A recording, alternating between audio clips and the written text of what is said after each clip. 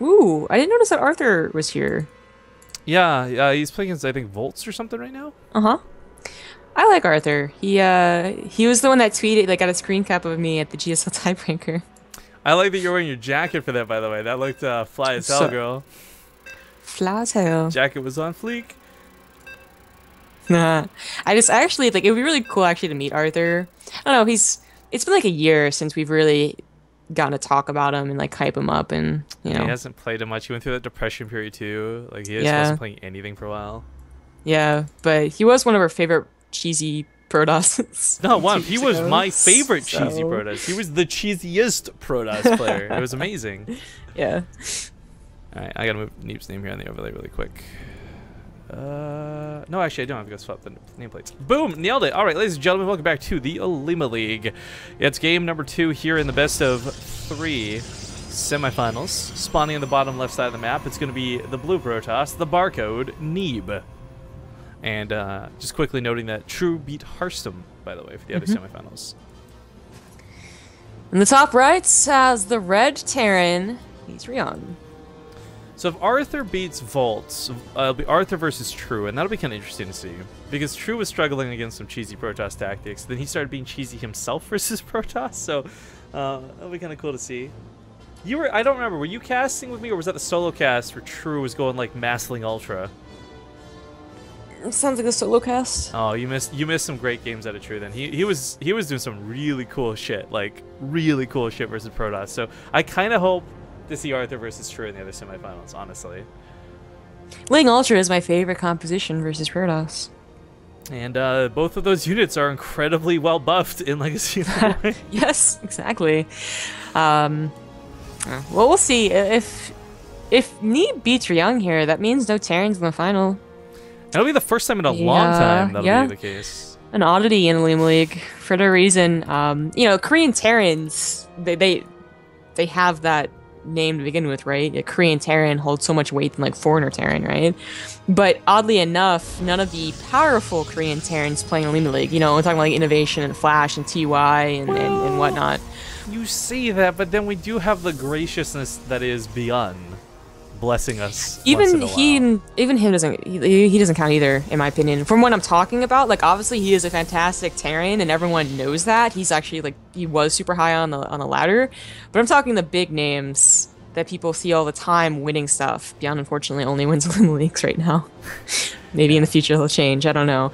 But anyways, and that's adding to my point actually that despite not having the big name Terrans, this league is actually helping the Korean Terrans that don't get those name recognitions. So, yeah. Beyond and Ryong and, well, Axiom guys, basically. Anyone with Y, U, N in their name, it's some variation.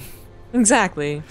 Actually, it's kind of cool, too, because, again, I just want to talk about this since we got a slower opening this time, guys. The Alima League's been going on for over a year at this point, self-sustained by the community, no sponsors involved at any point during the tournament, or its life, or its inception. And the idea was, it is supposed to be this place for the Koreans, because while we see things like GSL, which is like question mark, Pro League, etc., one of the cool things is, or one of the downsides to Korea, rather, is that it's really top-heavy. If you're not in the top of GSL, frankly, you're probably not making any money, you don't have a chance to really play anything. The B-listers on these teams don't get to have any exposure. The Alima League's not crazy. It's not the biggest tournament you've ever seen in your life, but it's got to be like one of the biggest and most consistently run weekly tournaments. And it's awesome that it's able to help a lot of these guys. I mean, Yeah. it might be 75, 50 bucks at a time, but hell, that's so much better than the nothing they had for the year before this. Yeah.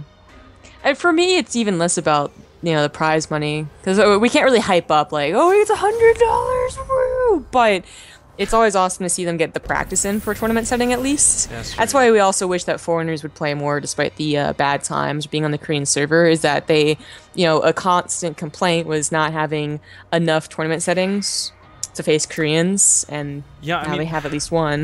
The other thing too is like this isn't even like private information. We've seen great players in Europe publicly tweeting like, "Man, I wish the Koreans hadn't had to leave. I wish the region lock like wasn't as problematic because, like, they got the best practice when you had Hyun and MC and everybody straight up living in Europe, playing European tournaments all the time, and now everyone's just kind of it's Korea or nothing. It feels. Yeah, yeah. Anyways, enough about the generalness of Illuma League, I suppose. This game has gotten to 2 bases already. We do have some production kicking in. Neeb going for the Adept upgrade plus a Warp Prism. We did see this from Kaifire in the first match. Didn't go so well, to be honest, but that was because of some bad Warp Prism control. It, ran into a Widow Mine. Heart had really good Widow Mine production too. Yeah, and there was also the game where he went the Liberator build. So now we have a different build for both players. We have the Adept build versus what looks to be a regular Rax opener with 3 CC. Mm-hmm. So that could be really different. No Widow Mines sneaking around anywhere. It's interesting. Rather than go for the reactor, he's gone for 2 more racks. Like, that's not, like, 5 racks is great. Like, I'm not gonna complain about this, but my concern is like what the starport's gonna be late as hell. Like, the factory hasn't even begun, right? Yeah, and I do wonder why he did this specifically. Like, what is he seeing? He saw 2 more gateways and the Twilight Council, so he actually probably knows exactly what's happening. That's why the missile turrets are around here. Oh, this could have been so sick. Looks like Warp Prism will be taken out, though, so this is all he has to worry about. This is actually not that bad to deal with. SCV Pull gonna come into the action. Force fields? No force fields. I thought he was going to force field off the ramp, to be honest. That's what I thought was gonna happen too, and then the SCVs go down for free. But even then, the Adept still with Resonating Glaives and that fast attack speed. It's just not as overpowering as it was, especially because the Warp Prism's gone. If the Warp Prism was still here and warped in another 6 Adepts, I think it's actually game over. Absolutely. But as it is, the transfer to the main though, going to hold. It doesn't matter. I don't know. 3 CCs. 9 workers, 8 workers. Yeah. Okay, yeah. Like mules aren't gonna make up for this. This is, wow. This was gross, is what this was, and well handled out of Neeb, but disgusting nonetheless. Yeah, and behind this he gets a 3rd CC, or Nexus rather, getting a Forge, Blink for the Stalkers. I mean, just abusing the ability of these units. Every time they stim, that means the Adepts can actually take them out a little bit quicker too, but they're just focusing on the SCVs. All the mules, the fresh mules, they got destroyed.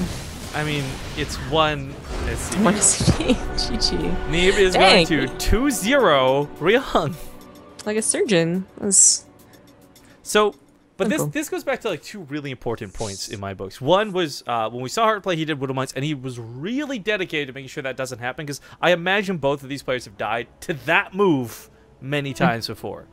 And the other part of it too, going back for Heart, was the faster Liberator build means at least you've got a way to just set that down on top of your mineral line, and if the Adepts transfer into it, well, they're going to die. So... I don't know, that the turret placement was so sick. It's disgusting how long it took to kill the Warp Prism. Still got the Warp Print off. I wonder if, because this was talked about in the community update post, right? Hypothetically making that 5-second warp in instead of 2-second warp in or whatever. Like, would that have been enough time for Ryong to kill some of the Adepts taking the double damage before they warped in? Or would that have still just been the ultimate death? I have no clue, but that's the whole point of the beta, guys. Testing things out and seeing good things happen, bad things happen to good people. We're going to go to